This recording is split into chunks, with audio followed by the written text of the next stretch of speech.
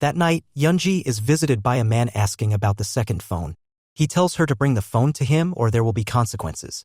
Meanwhile, Shinjae heads back to the police station and speaks to Unsip, demanding he hand over his phone, which actually happens to be Jo Young's. He sees the photo of Jo Young and Lee Gan together and demands to know exactly what's going on. He heads to Jo Young's hotel room in the middle of the night and sees the Korean crest and documents in his coat pocket, bringing back memories from the past. Suddenly, Jo Young arrives as Lee Gan bursts into the room too, and the truth is finally revealed to him. It turns out Shinjae is actually from Korea, but quite how he ended up in this world remains to be seen. Episode 9 begins with Tae-yul and Lee Gan discussing the details about Jo Young and Unsup from the last episode before turning the attention on how Lee Gan and Lee Lim jump between worlds. In Korea, Shinjae remembers the moments he was left as a child by his mother. This catches us up with the previous episode where Lee Gan informs Shinjae that he's actually from Korea and he's his king. Shinjae predictably scoffed at the suggestion to follow him into Korea and walked away. In further flashbacks, we see Lee Gan reciting the words inside the throne room as a child and discussing the sword as well as what it means. Then we cut back to the present as Lee Gan receives a call from Lee Lim on the phone he snatched from the soldier last episode. Realizing that Lee Lim is actually in Korea, they both hang up the phone at the same time as the chase appears to be on. In Korea, Koo speaks to her mother about Lee Lim visiting her last episode. Koo, however, tells her to stop spreading rumors and brushes it off as paranoia given the man is dead according to official records. Outside the room though, she looks over the newspaper she was sent from before and looks again at the picture of her from the baseball game. In the aftermath of this, she speaks to the prince who fills her in on the upcoming events, including an interview with the KU group, specifically her husband who happens to be in prison. She visits him and mentions her plan to become queen by marrying Lee Gan.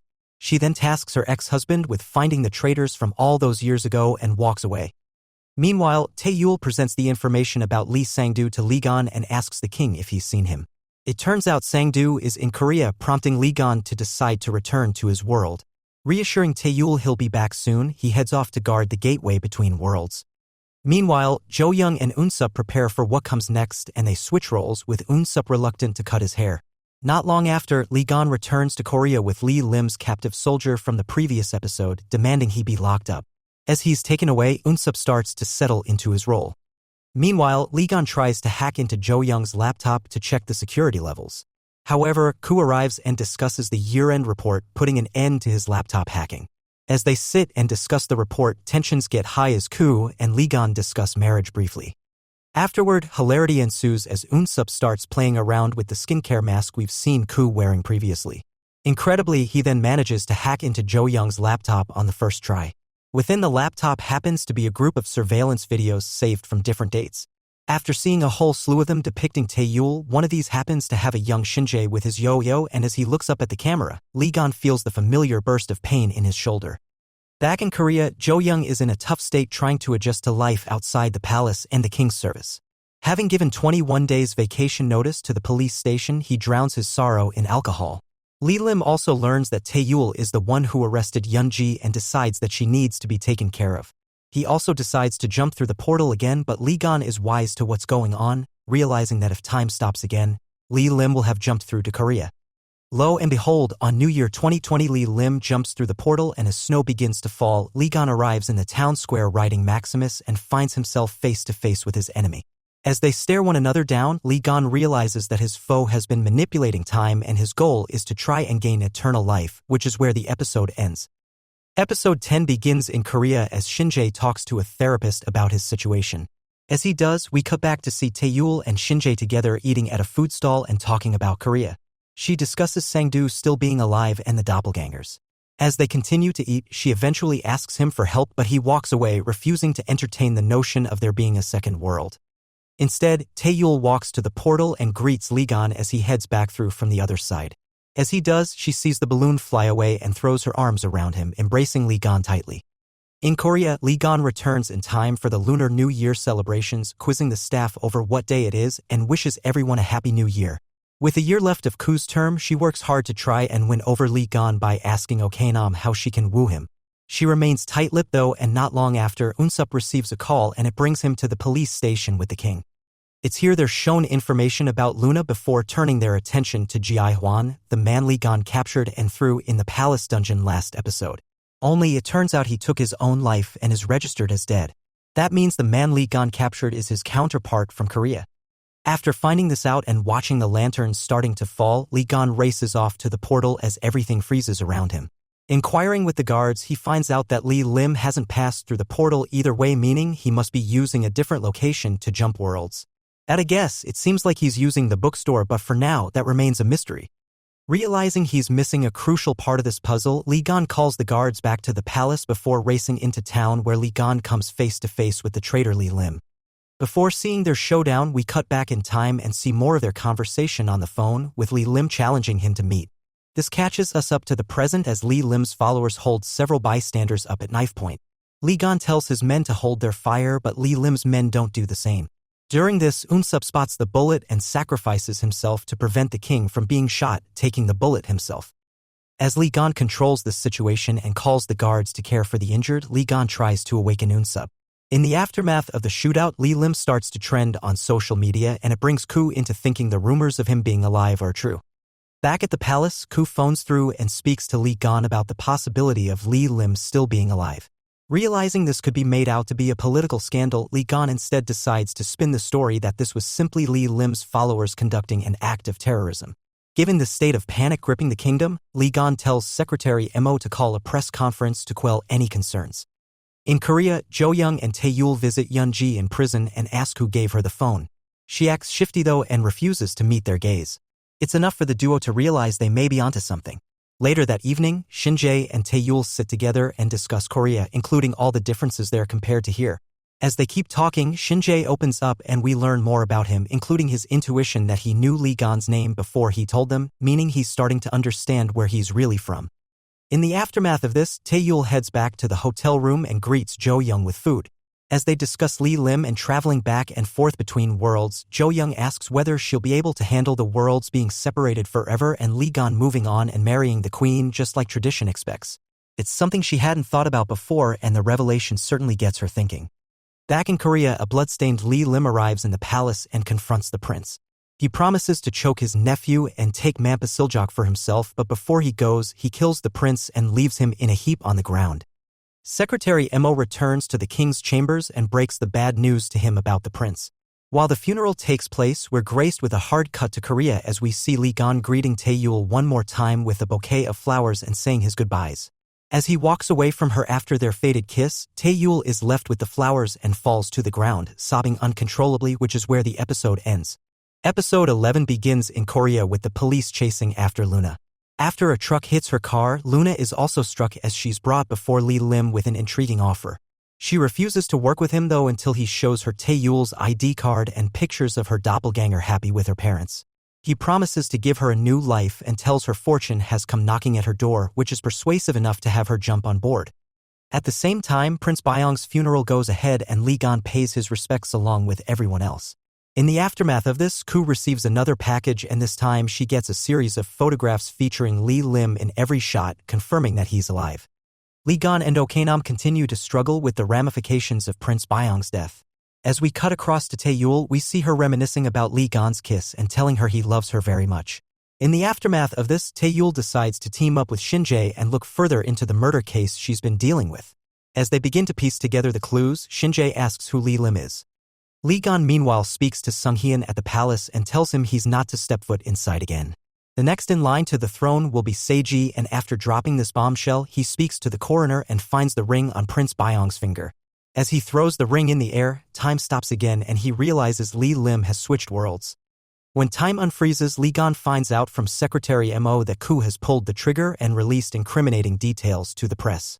For now, he decides to sit and wait to see exactly where Ku is going with this. Instead, he ponders the security logs and deliberates on the Iasa bookstore and just what Prince Byong was doing there. To try and get answers, he interrogates the two men he has captured but gets nowhere.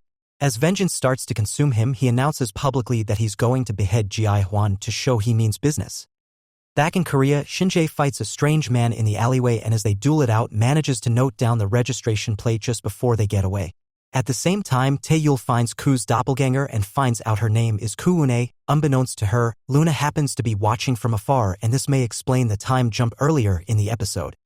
Taeyul collapses in the dojo and when she awakens, finds herself tied up in Korea in a strange warehouse. Koo arrives in Korea and heads into the familiar cafe only to be stopped by Jo Young who notices her. As the two lock eyes, Lee Gon starts to decipher the time jumps in his Korean palace and pieces the seconds together to realize that the time freezing is multiplying by prime numbers. Given the frequency of the time stops, there will come a moment when time stops completely across both worlds. Lee Gon finds who the owner of the bookstore is and heads there with his men, ready to raid the place. Unfortunately, he kills the owner in his wrath and as he looks at the body of the man on the floor, he realizes the doppelgangers are switching places and immediately asks for help. The boy holding the yo-yo helps Taeyul and tells her he's trying to restore balance. He unties her from her binds and as he does, Taeyul fights her way through and manages to escape. Only when Lee Lim finds out what's happened, he slices the informant across the face and demands she be brought before him dead or alive. While fighting off the guards, Taeyul leaves a message for the king asking for his help given people are after her. Just after leaving the message, a truck plows through the phone booth, leaving her to scramble out of the way. Unfortunately, Lee Lim's men close in around her and all hope looks lost. Thankfully, police rush to the scene first, along with Lee Gon on Maximus. A big skirmish ensues as Lee Gon fights his way through Lee Lim's men to get to Taeyul. As the episode closes out, Lee Gon throws his arms around Taeyul. Episode 12 begins with a bloody Jong Hai told to get some sleep as a man and woman restrain her and prevent her from committing suicide. Sunhae and Jo Young talk together and the former realizes there may be a doppelganger given Unsup kept calling her Nari and acted a little shifty. Unsup tries acting normally around her but secretly misses his Nari. This is where we catch up with the scenes from the previous episode as Prime Minister Koo arrives in Korea and orders a drink. Jo Young enters soon after and acts like Unsup, buying a drink of his own and acting indifferent around his Prime Minister. Watching as Koo leaves, he uses Nari's car to race after her. Back in Korea, Lee Gon receives a call confirming that the police are chasing Luna and she caused a big scene. As he starts looking through the camera footage, he reviews the CCTV and sees Taeyul struggling and realizes that they all think she's Luna, which is why the police are after her. At the palace, Oknam begins to realize what's happening regarding the doppelgangers. As she leaves her room, she approaches Seon-young and slaps her across the face, demanding to know if she's the real one. Only, she takes the easy option and ingests poison as she bleeds from her mouth and collapses on the ground. On the road, Jo Young confronts Koo, but as she feigns not knowing anything, a black car drives by and shoots him in the shoulder. Koo makes a swift exit though, allowing Shinjae to patch him up and learn more about his past and the exact time he became the unbreakable swordback at the palace. This catches us up to the event's last episode as Taeyul sobs in Lee Gon's arms. The officers disperse as Taeyul passes out from exhaustion and Lee Gon takes her to his chambers. Thanks to the efforts of Dr. Huang, a dehydrated Taeyul is going to recover soon. As she does, Lee Gon makes a big impression by dressing in his navy gear and making food for Taeyul. After getting her clothes to wear afterward, he stuffs a plum blossom necklace in her pocket. Meanwhile, in Korea, Luna eats fried chicken and tries to catch up with Taeyul's life, looking over her pictures and reading the group messages. Just like Jo Young did, Luna takes 21 days vacation from the station, which immediately raises alarm bells for Shinjae given he's seen this before with Unsup. Speaking of which, Taeyul and the king arrive at the hospital and greet Unsup, holding some roll cake for him as requested. They then turn the conversation onto Nari and he immediately perks up when he learns she doesn't think Jo Young is as handsome as him. We then cut across to Lee Gon and Taeyul talking about the upcoming fight with Lee Lim and how his side of the flute may be hidden in the umbrella. As they walk together, Taeyul tells him she's glad he turned out great. As lightning crackles across the sky and thunder rumbles, we return to Lee Gon and Taeyul in their room together. He tells her he feels like he's been burned and she sees the scar firsthand. Only, he's not the only one to feel it. Everyone who's jumped to the alternate world also faces that same excruciating pain, a side effect of the jumps. Only Taeyul doesn't feel the same thing. As they keep talking though, Lee Gon takes a chance and kisses her passionately. Meanwhile, Lee Lim bumps into Shinjae in the middle of the street before heading to his office and watching Luna on the security cameras taking a stash of notes from a safe. At dinner, Lee Lim sits with Jong Hai and after some initial awkwardness, she smacks him in the face with a vase and tries to leave. Only he's too quick and knocks her to the ground, calling her perfect bait. Meanwhile, Prime Minister Koo makes her move after learning some shocking news and enters the palace without permission. She heads up and confronts Lee Gon, who admits that everything in the news is correct. Only as the lightning crackles, he notices the scars across her chest and notices that she's been jumping across to the other world. As the episode closes out, Okanam sits with Tae-yul and asks her what happened during the war in June 1950, waiting for her response.